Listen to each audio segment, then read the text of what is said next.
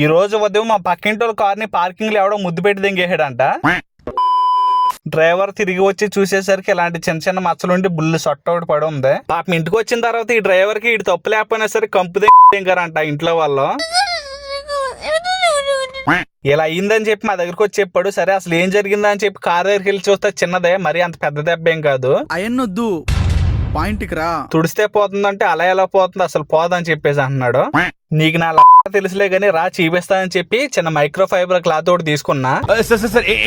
ఈ micro fibre cloth ఒకటి తీసుకొని దీని మీద కొద్ది పర్ఫ్యూమ్ కొట్టాను. మాక్సిమం ఏంటంటే పెట్రోలే వాడతారు ఇలాంటివి తోడవడానికి. ఇక్కడ మా పెట్రోల్ బాటిల్ అన్నిట్లో కొట్టరు కదా, అందుకని చెప్పేసి ఇలా పర్ఫ్యూమ్ వాడుతున్నాను.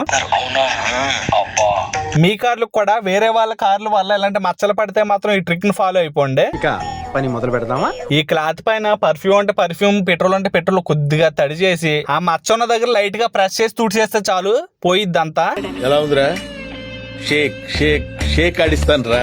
మరి ఎక్కువగా తుడిస్తే మాత్రం పెయింట్ పోయిద్ది, కొద్దిగా జాగ్రత్త చేసే ముందు. నీకెలా తెలుసురా ఇవన్నీ అంటే ఊరికే అయిపోతారండి సీనియర్ డ్రైవర్లు, 5-6 సంవత్సరాల ఎక్స్పీరియన్స్ ఉంది ఇక్కడ.